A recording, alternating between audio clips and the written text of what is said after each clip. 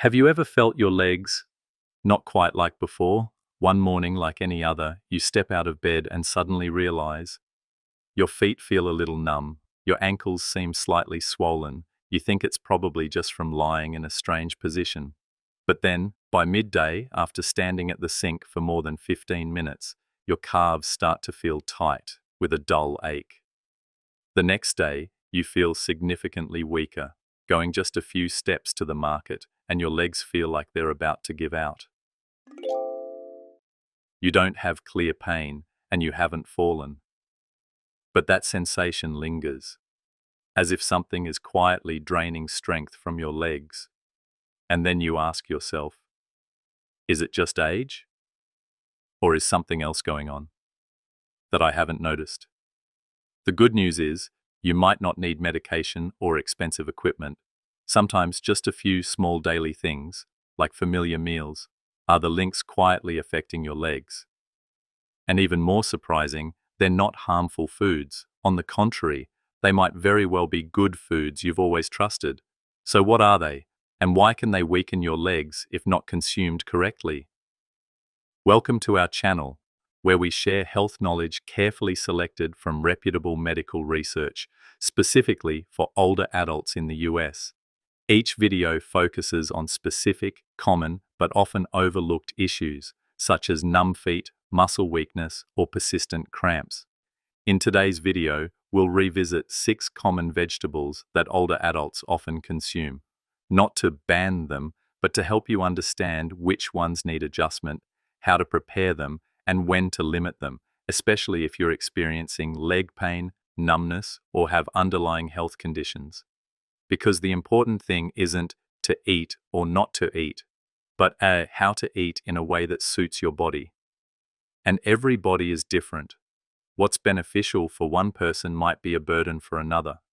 We'll go through each vegetable one by one, from seemingly harmless ones to those that, if used incorrectly, can lead to nerve damage, leg swelling, and even prolonged muscle weakness.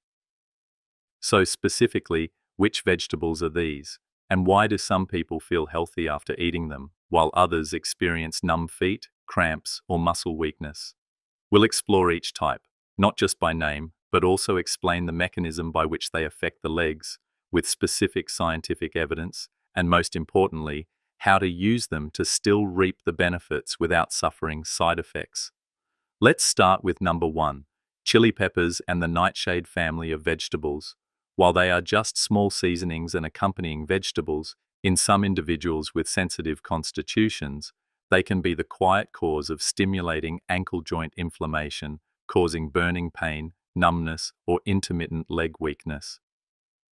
Do you remember the last time you ate something with chili? Maybe a salad with a few slices of fresh red bell pepper, or a slightly spicy soup with a few small green chili pieces, or even just a spoonful of salsa with corn chips. That spicy taste brings a warm sensation spreading down to the stomach, and many people feel excited and comfortable. But there's something few people notice. In some individuals, especially older adults with arthritis, these seemingly harmless spicy foods can be the cause of aching and weakening leg joints over time. It's not because chili peppers are bad or toxic. It's because chili peppers and some other vegetables belonging to the nightshade group, such as eggplant, green peppers, bell peppers, etc., contain special active compounds that can stimulate the immune system in sensitive individuals. Among them, capsaicinoids in chili peppers and nightshade alkaloids are the 2 most frequently mentioned culprits. Imagine it simply. When you eat a small amount of chili, capsaicin stimulates pain receptors, TRPV1, causing warmth, increased circulation, and helping some people feel warm in cold weather. But if your body has an underlying level of immune sensitivity, especially autoimmune arthritis, rheumatoid arthritis, or chronic osteoarthritis, then these very substances can stimulate the release of inflammatory cytokines in small joints like the ankle, causing burning pain, pins and needles, or mild, unexplained swelling. This is an unpredictable reaction, as it doesn't happen to everyone. Some people eat chili their whole lives with no issues, But for others, just one meal with chili or grilled eggplant can lead to stiff leg joints and difficulty walking the next day. The Arthritis Foundation has noted many spontaneous patient reports showing that they felt significant pain relief when eliminating nightshades from their diet for 2 to 3 weeks. However, because this is an individual reaction, there are currently no randomized controlled trials, RCTs, definitively confirming the link. But the reality is, if you've ever experienced dull joint pain or persistent leg tingling after meals with chili, eggplant, or spicy salsa, don't dismiss it. Your body might be sending you signals. So should you completely eliminate nightshade vegetables from your diet? Actually, it's not necessary to ban everything if your body doesn't have an adverse reaction. Because in reality, many types in this group, especially red bell peppers, are rich sources of vitamin C, beta-carotene, and antioxidants, which protect blood vessel walls, support connective tissue, and can even help improve peripheral blood circulation if consumed appropriately. For most older adults without arthritis, eating a moderate amount of things like bell peppers, ripe tomatoes, grilled eggplant is still something that should be maintained. However, it's a very different story if you belong to the group of people with a sensitive constitution or are experiencing certain recurrent symptoms that medicine calls a delayed inflammatory response after eating. For example, dull or burning ankle joint pain when the weather turns cold, ankles easily swelling slightly even without impact, feet tingling or slightly stiff after meals containing spicy food, eggplant, salsa, etc. If you find yourself in this group, try a simple but very effective step. Stop all nightshade foods for 21 days, including all types of chili peppers, eggplant, tomatoes, potatoes, salsa, tomato-based sauces, etc. After that, start reintroducing them one by one, at least 3 days apart, and carefully observe your body's reaction. Does the level of joint pain, leg numbness, or sensation of post-meal flexibility change? If you don't see any difference, you can rest assured. But if there's a clear improvement, that's valuable evidence that your body might be reacting to one or more types in this vegetable group, and you should proactively adjust to better protect your legs. Of course, if you still love the warm spice or flavor of chili, it doesn't mean you have to give them up entirely. Many people report that they can still eat well-cooked ripe red chilies, especially when combined with healthy fats like olive oil or avocado. These factors can reduce the irritating activity of capsaicin, making the food more comfortable for the digestive and immune systems. Another small tip is to prioritize bell peppers that have been roasted until soft, thoroughly stewed, or used in soups instead of raw chili or overly spicy dishes. This not only helps reduce irritation, but also retains more beneficial nutrients for older adults. In summary, the nightshade group is not bad, but if you are among those who experience mild inflammatory reactions after consuming them, especially if you are having issues with your ankle joints, foot joints, or ankle ligaments, then proactively observing and adjusting your diet is advisable. You can start today. Jot down the dishes with chili, eggplant, etc. that you've consumed in the last 2 to 3 days. If your legs feel easily tired, numb, or hot after meals, try eliminating one type for a few days and continue to monitor. These small things, if done correctly, can sometimes be a crucial turning point to help you keep your legs steadier, walking lighter every day. So we've just covered vegetable number 1, chili peppers, and the nightshade group with their subtle inflammatory reactions that not everyone recognizes, especially in the ankle and ankle ligaments. But if you think that only spicy vegetables need caution, then wait a moment. Vegetable number 2 below is completely opposite. Refreshing, mild, even considered kidney benefiting in many sources. However, in some older adults, it can be the cause of sudden sharp pain in the big toe after a hearty meal. You've guessed it, haven't you? It's asparagus, a seemingly gentle vegetable, but one that can trigger an acute gout attack if not consumed correctly. Many people love asparagus for its sweet, crisp flavor and its remarkable ease of preparation. It's found in stir-fries, soups, salads, and even served with eggs or grilled meat. Not a few people have heard that asparagus helps detoxify, benefit kidneys, and cool the liver, and thus trust it for regular consumption. But there's something few people notice. Asparagus is one of the vegetables with a relatively high purine content, a substance that, when it enters the body, is converted into uric acid. In healthy individuals, this amount of purine usually doesn't cause any problems. But in older adults, especially those who have previously had high uric acid or a history of gout, just one meal combining asparagus plus red meat plus insufficient water intake can be enough to trigger an acute joint pain attack. When you eat asparagus, purines from the vegetable are metabolized in the liver into uric acid, which then enters the bloodstream. If the total purine content in the diet is too high, especially when eaten with beef, organ meats, beer, or alcohol, blood uric acid will spike, exceeding the saturation threshold, and at that point, urate crystals will precipitate in the joints, especially the big toe joint, as this area is prone to cold, has less circulation, and the least soft tissue cushioning. The result?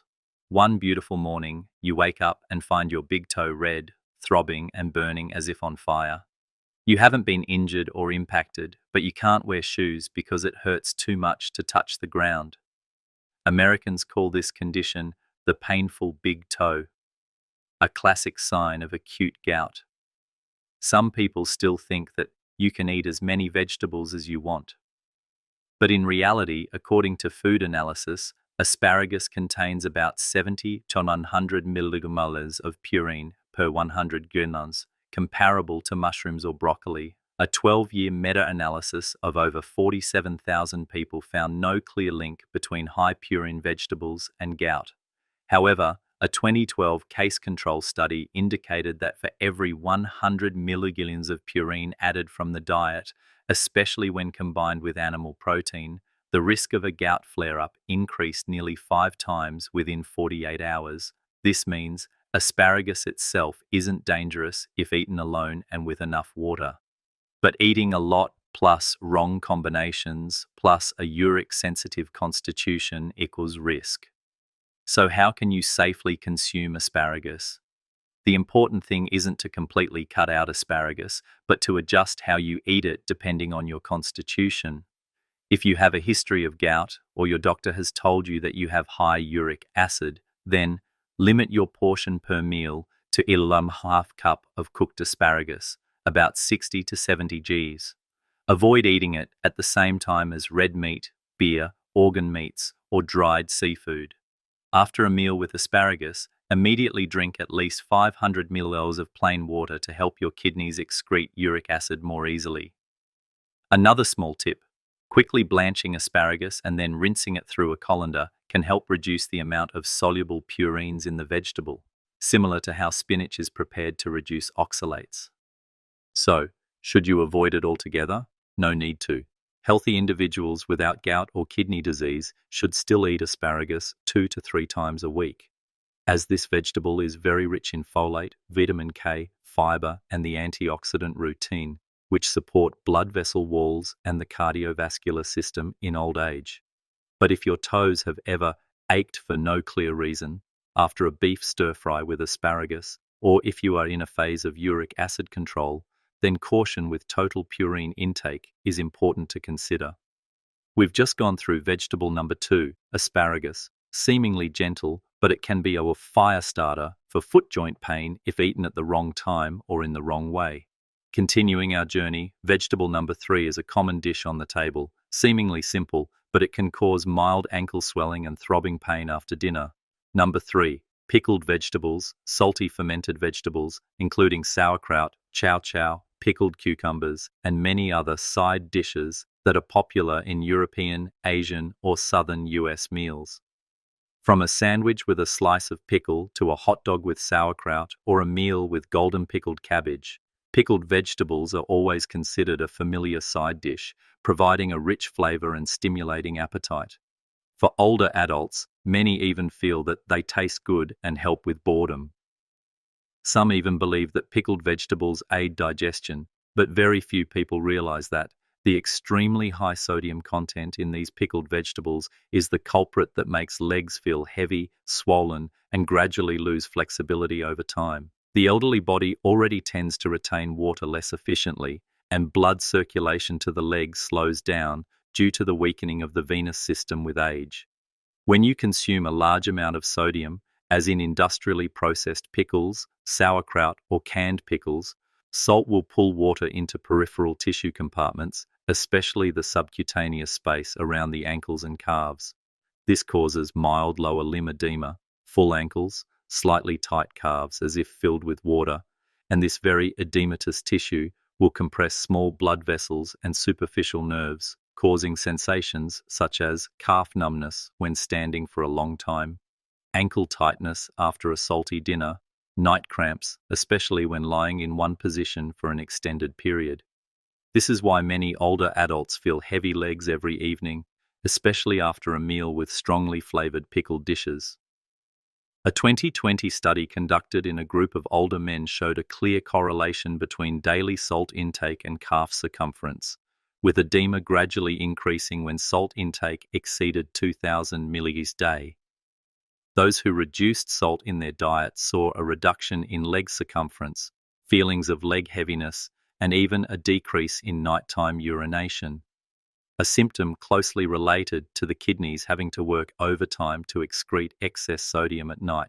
With just 100 gallons of store-bought sauerkraut, you've already consumed about 800 to 1,000 milligallons of sodium, almost half the recommended limit for older adults with cardiovascular disease. For those taking diuretics, blood pressure medication, or with chronic venous insufficiency, just a few spoonfuls of pickled vegetables a day can be enough to exacerbate feelings of numbness, swelling, or night cramps. So how can you enjoy pickled vegetables without getting heavy legs? No need to completely cut them out, but you need to switch from unconscious, casual eating to conscious, controlled consumption. Some research-backed tips have shown practical effectiveness. Rinse or drain pickled vegetables under warm water for 30 seconds before eating. This step can reduce up to 25% of soluble sodium. Limit portion size to a maximum of equals 2 tablespoons, about 30 chirndowns per meal. If you crave them, eat them every other day instead of daily. Prioritize low-sodium varieties, clearly indicated on the label, or make your own at home with less salt. Especially for older adults with underlying health conditions, controlling salt intake becomes more important than ever. If you are living with hypertension, venous insufficiency, or are taking diuretics, the total sodium intake from all sources, including pickled vegetables, sauces, canned goods, or pre-made meals, should be limited to under 1,500 milligallons per day, according to recommendations from the American Heart Association, AHA. However, it's worth noting that salt overload doesn't always manifest dramatically. You will rarely see a clear sign, but if you pay close attention, you might notice small signals like slightly swollen ankles at the end of the day, or your usual shoes suddenly feeling tighter even though you haven't gained any weight. That's a sign your body is retaining water due to excess sodium, and your legs are the first to be affected. A dish that seems to be just a habit to add flavor, like a few pieces of pickled vegetables every evening. But if afterward you often feel tight calves, heavy legs, or even mild cramps at night, it might be time for you to take a more serious look at your total daily salt intake. Because your legs don't need more salt. What your legs truly need is lightness, flexibility, and smooth blood circulation. And that starts with the smallest things on your daily dining table. From a few slices of pickled vegetables to a bowl of asparagus, it seems the smaller dishes are often the ones that make your legs pay the price. But the next vegetable is quite different. It's called golden food for blood, appearing on every healthy eating list, from American salads to traditional Asian soups. Yet few people know that eating too much spinach can prevent your body from absorbing calcium, leading to leg muscle cramps, numbness, or shooting pain in the soles of your feet after a meal. And this is vegetable number 4, spinach. No one denies the nutritional value of spinach. From its content of folate, iron, to fiber and vitamin K, all these make this vegetable a hero in the eyes of nutritionists. It helps clean blood vessels, supports vision, and is recommended for people with anemia, diabetes, and heart disease. However, hidden behind these benefits is an ingredient few people notice: oxalates. And for older adults, especially those who are calcium deficient, prone to cramps, or have numb feet, oxalates are not as harmless as they appear. Oxalate is a natural compound found in many green vegetables, but spinach tops the list. Every 100 grams of raw spinach can contain from 650 to over 1,300 milligrams of oxalate, depending on the variety and growing method. When it enters the body, oxalate tends to bind tightly with calcium, forming insoluble calcium oxalate crystals. This might not sound alarming until you understand what happens next. On one hand, calcium oxalate crystals are not absorbed, leading to calcium deficiency in the blood, especially if you don't get enough from other sources. On the other hand, when oxalates exceed the kidney's ability to excrete them, they can deposit in soft tissues in the feet, small joints, or along superficial nerves, creating a sensation of tingling numbness, intermittent sharp pain, or sudden muscle spasms, especially when you stand for a long time or are slightly dehydrated after a meal. A study from New Zealand measured 736 milligrams of soluble oxalate in every 100 grams of frozen spinach and found that up to 76% of the calcium in the diet was locked in oxalate crystals, meaning that calcium was not absorbed by the body even if you eat green vegetables every day. And this explains why many people eat spinach very regularly, but still suffer from cramps, aching soles, or numb hands and feet, especially at night or after light exercise. So, with all that said, should you completely eliminate spinach from your diet? The answer is, it's not necessary to avoid it entirely, but you absolutely must adjust your eating habits to control oxalate intake, especially if you are in the group of people easily affected. Specifically, if you have a history of oxalate kidney stones, are supplementing calcium or vitamin D, or frequently experience cramps, stiff calves at night, or are limiting oxalates due to kidney disease, then spinach, despite its benefits, should be consumed cautiously and thoughtfully. In these cases, the amount of cooked spinach should be limited to a maximum of about 60 grams per meal, equivalent to half a small bowl. More importantly, the correct cooking method will largely determine whether you can eat spinach safely. A simple but very effective step is quickly boil spinach in boiling water for about 1 to 2 minutes, then discard the first batch of water. This helps remove about 30–40% of the soluble oxalate, significantly reducing the burden on your kidneys and preventing calcium from being locked in the intestines. Conversely, you should not eat raw spinach or frequently juice raw spinach because raw undegraded oxalate will be more easily absorbed into the blood and have a more pronounced effect on peripheral nerves.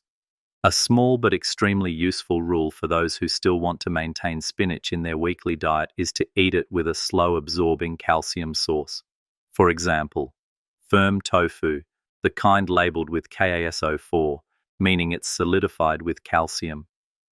Low-fat milk or Greek yogurt, a spoonful of lightly ground white sesame seeds. The presence of calcium in the intestine at the same time as oxalate will cause these two substances to precipitate locally, not enter the bloodstream, and be excreted in the stool, thus not causing numb feet or affecting the nerves. Additionally, it's worth a gentle reminder: don't repeat spinach every day just because it's very green. This is a common mistake. Green vegetables are great, but variety is even more important. If you only eat spinach all week, even if thoroughly cooked, your body can still quietly accumulate oxalates. Alternate with other vegetables like broccoli, rainbow chard, or lettuce.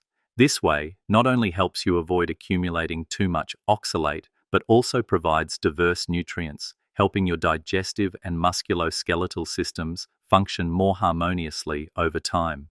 When you understand the nature of oxalate and know how to process it appropriately, spinach can still be a part of a healthy meal, but a part that's controlled, informed, and chosen wisely. And now you know why a seemingly superfood can become a cause of cramps, numbness, stiff calves, or a feeling of weakness in the feet if eaten incorrectly or too frequently. From seemingly harmless spinach to pickled vegetables that quietly cause swollen feet, you might start to realize one thing. Not all vegetables are foot-friendly if not eaten correctly. And among them, vegetable number 5 that we're about to mention brings a big surprise. Green tomatoes, a familiar ingredient in dishes like fried green tomatoes, green tomato relish, or chow chow. Especially popular in the southern US states. Delicious, crispy, mildly tart, and very palatable. But hidden beneath that green skin are 2 compounds that can numb your feet, weaken your muscles, and cause tingling in the soles of your feet after just one meal if you are sensitive or consume too much. Green tomatoes, meaning tomatoes that haven't fully ripened red, have long been considered a flavor change, with a rustic appeal and evoking childhood memories for many older Americans. Although classified under the nightshade group, like chili peppers or eggplant, green tomatoes have a very unique mechanism of action, not due to stimulating inflammation, but due to inhibiting peripheral nerve transmission. This might sound serious, but this mechanism has been well documented and thoroughly analyzed in many studies in the US and Europe. In green tomatoes, there are 2 main types of glycoalkaloids, tomatine and solanine, close relatives of the toxins found in sprouted potatoes. When consumed in high amounts, these 2 substances can block sodium Na+ channels on peripheral nerve fibers, slowing down nerve signal transmission, leading to a sensation of pins and needles numbness in the feet and palms, mild burning around the ankles, especially when walking a lot, temporary muscle weakness, making the legs feel flimsy or walking without force. This effect usually occurs 1 to 3 hours after eating, and in older adults with peripheral neuropathy, diabetes, or weak kidneys, symptoms will appear faster and more noticeably. A clinical analysis published in the Journal of Agricultural and Food Chemistry 2020 measured that 100 gene of green tomatoes can contain 25-32 milligrams of tomatine plus solanine, while ripe red tomatoes only contain less than 5 milligrams. Notably, a case report in North Carolina in 2018 documented 2 older patients who developed limb numbness and leg muscle weakness after eating a meal with fried green tomatoes and chow chow. Tests showed glycoalkaloid concentrations in their blood reached 1.2 ug/ml, double the safe threshold. Although not causing permanent paralysis, these reactions can recur, especially if this dish appears frequently in the weekly menu. So how can you safely eat green tomatoes? The answer isn't in prohibition, but in knowing how to choose and process them correctly. Here are tips suggested by experts and research. Prioritize choosing tomatoes that are slightly yellowing instead of dark green. The riper they are, the more the tomatine content significantly decreases, an average reduction of about 50%. Soak green tomatoes in diluted vinegar, 1 tablespoon vinegar plus 250 ml water for 10 to 15 minutes before frying, cooking, or pickling. This step helps neutralize some glycoalkaloids. Do not eat more than 100 grams of green tomatoes in one meal, especially if the dish is fried, pickled, or eaten raw. Combine with young leafy greens rich in pectin such as kale, lettuce, or cooked spinach. This is because pectin can bind some glycoalkaloids in the intestine, helping to reduce absorption into the bloodstream. For those living with underlying conditions related to peripheral neuropathy, diabetes, or impaired kidney function, green tomatoes need special attention. In this group, peripheral nerves are already more sensitive and prone to damage than in healthy individuals. When further exposed to glycoalkaloids, even at low doses, the nervous system can react more strongly, leading to symptoms that should not be taken lightly. If you belong to this group, it's best to limit frequent consumption of green tomatoes, and when possible, switch to using fully ripened red tomatoes, as the amount of glycoalkaloids in them has decreased to an almost negligible level. At the same time, listen to your body carefully. Signs such as slight tingling in the fingertips or feet, burning sensation in the mouth after eating, transient dizziness. Although seemingly minor, these can be early warnings of low-dose glycoalkaloid poisoning, especially if dishes like fried green tomatoes or chow chow appear frequently in your diet. According to FDA recommendations, if these symptoms are accompanied by a feeling of muscle weakness, difficulty controlling leg movements, or prolonged lightheadedness, you need to seek medical attention immediately. Because in some cases, glycoalkaloids can cause transient paralysis in the lower limbs, especially in older adults with sensitive constitutions or underlying health conditions that are not well controlled.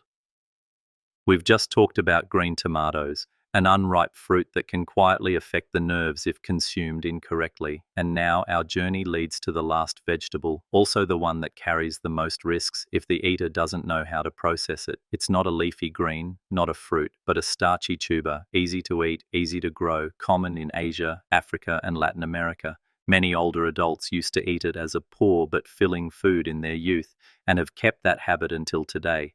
That's right, it's cassava, also known as yucca. At first glance, cassava is a rustic, easy-to-eat food, and few would think it could be harmful.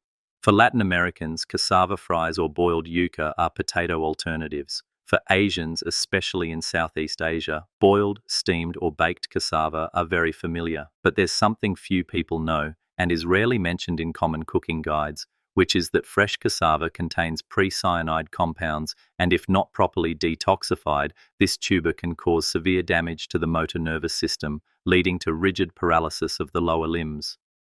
In fresh cassava, especially the bitter varieties, there's a substance called linamarin, a cyanogenic glycoside. When it enters the body, linamarin is converted into hydrocyanide, HCN, which is natural cyanide, a substance once classified as a strong poison in medical history. For a normal eater, a small amount of cyanide can be detoxified through sulfur-containing amino acids, abundant in eggs, beans, meat. But if you eat cassava that hasn't been sufficiently detoxified, or if you have a prolonged protein-deficient diet, cyanide will accumulate in the body, directly affecting motor neurons in the spinal cord. What's the consequence? A syndrome called CONZO, irreversible lower limb paralysis, which has caused thousands of cases in rural African areas where people primarily eat cassava without accompanying protein sources. WHO documents describe CONZO as a form of spastic paralysis, rigid paralysis, of both legs, occurring in people who eat bitter cassava that hasn't been soaked, pounded, or dried correctly. Children and malnourished older adults are the most susceptible group. An epidemiological study showed. In villages where CONZO outbreaks occurred, the concentration of cyanide in the urine of residents was 3 to 4 times higher than in neighboring villages.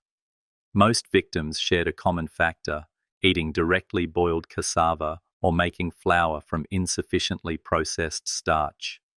Even if you live in the US, where food is better regulated, if you buy fresh cassava root to prepare at home, or use homemade cassava flour of unknown origin, the risk still exists, especially for older adults with a protein-deficient diet.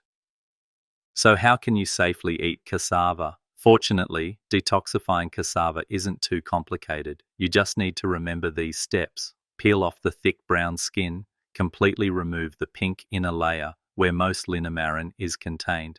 Soak sliced cassava in clean water for 18 to 24 hours.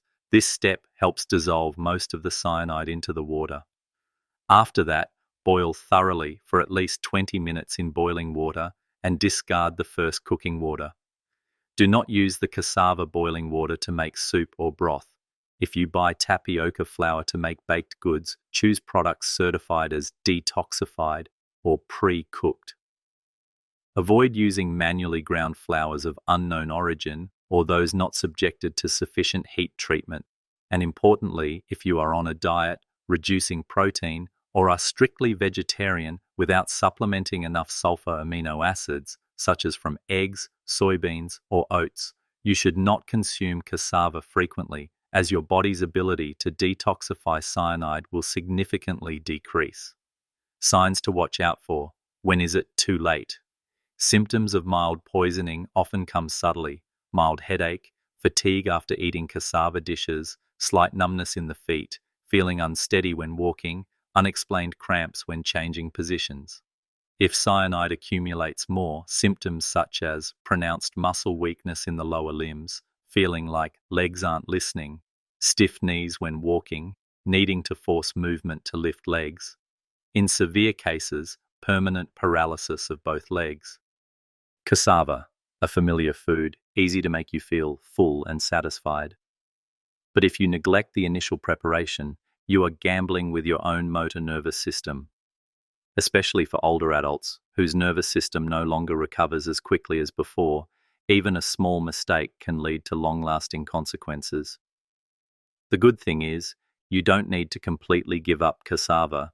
Just by always detoxifying it properly, eating it with a protein source, and avoiding eating it continuously for many days, you can absolutely continue to keep this food in your diet while maintaining flexibility in your legs.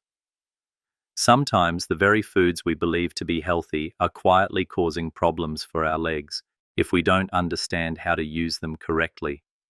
We've explored 6 common vegetables that require caution. Chili peppers and nightshade group can cause ankle joint inflammation in sensitive individuals. Asparagus, high in purines, can trigger gout if eaten with red meat. Pickled vegetables, salty foods, cause leg swelling and cramps due to sodium overload. Spinach, high in oxalates, locks calcium causing muscle spasms. Green tomatoes contain glycoalkaloids that can numb and weaken foot muscles. Cassava, yucca, if not thoroughly detoxified, can cause motor nerve damage. The important thing is not to forbid eating them, but to know how to choose, prepare, and listen to your body. Healthy legs start with informed, non-extreme eating, just the right way, the right amount, for the right person.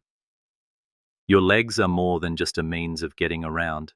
They are where you stand firm in life, your support every morning you wake up, and the footsteps on your journeys in old age. So, if there's anything you can do to protect those legs, then start with the small things on your dining table every day.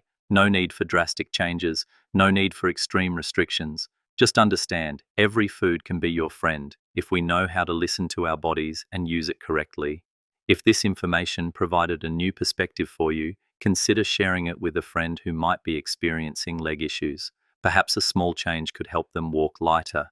And don't forget to subscribe to our channel to join us on our journey to protect your health in your golden years. Steady legs, peaceful mind, living each day to the fullest.